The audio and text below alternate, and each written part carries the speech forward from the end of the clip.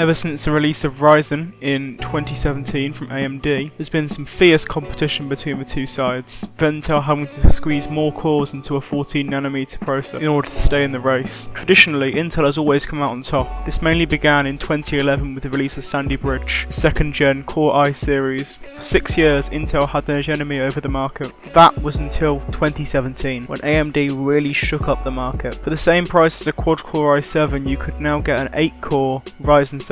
This offered amazing value to the consumer. However, one thing that Ryzen lacked behind in was gaming performance, which at the time, and still today, largely relies on single-core speeds.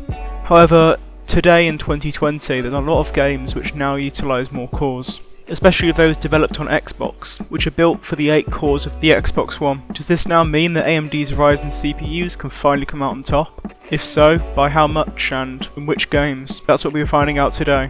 Before we get started, it would mean a massive amount if you liked and subscribed to the channel. Right now we're pretty much on track to hit 100 subs by the end of the month, which is really good news, so I'd love to keep that progress up. So, where do Intel and AMD stand in 2020? Well, in fact, both of the companies have recently released new CPUs, with Intel's 10th gen CPUs releasing about 2 months ago. On the other hand, AMD have recently released the Ryzen 3000 XT models CPUs about 3 weeks ago. All these CPUs have higher clock speeds than the base models. But how do these CPUs actually compare?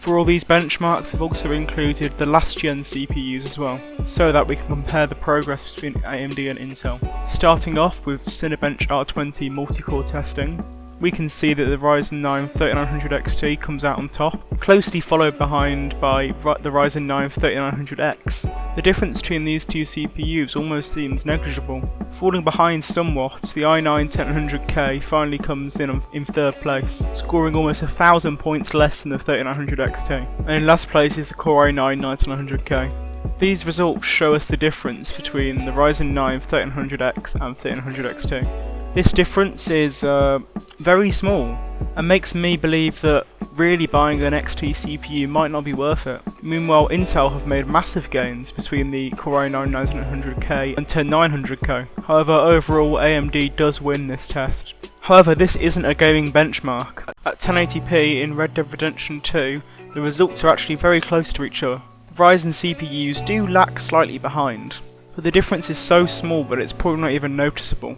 In Rainbow Six Siege, Intel pulls out slightly more ahead than they did in Red Dead Redemption 2. Though really, with frame rates this high, the difference probably isn't that noticeable. However, one thing to notice is that the difference between the 3900X and 3900XT is actually smaller than the difference between the 9900K and 10900K. In Far Cry New Dawn, the Intel Core i9 10100K comes out on top, beating its predecessor by about 5 FPS. Again, the difference between the 3900X and 3900XT is also just very small, at only 1 FPS. Here in the UK, when it comes to price, 3900X comes out at the lowest price, just over £400. This is followed up by the 9900K, which is about £30 more expensive. Both the 3900 XT and 10900K are about the £500 mark. Now I must say, when it comes to price, the 1300 XT just isn't a good deal. For the past 3 years, AMD has been the best value choice. But for the extra performance that the 1300 XT gives, it's just not worth spending the extra almost £100. Also, despite its lower price, the 9900K isn't a good buy anymore, considering the fact that the Z390 motherboards are very hard to find nowadays, considering that Z490 has come out for the 10900K. That leaves two CPUs, the 3900X and the 10900K. Both of these CPUs are great. However, I think the 3900X is a better option, especially because it's cheaper and it's better in certain other applications because it has 12 cores over the 10 cores of the 10900K. However, if you're just gaming and you have an unlimited budget or quite a large budget, the 10900K is also a very good option, despite it being about £100 more expensive than the 3900X. Also, if you already have a decent motherboard in the AM4 socket, you can upgrade to a 1300X pretty easily. An X470, B450, a B550 or an X570 will do just fine. However, a 10900K will require a new motherboard, as the LGA 1200 socket is only present on the Z490. Right, I hope you enjoyed that overview of the 3900X versus the 3900XT versus the 10900K versus the 9900K. Hope this video has actually helped you as well, you know, if you're considering upgrading your PC to one of these CPUs and you didn't know which one to choose, now you should do.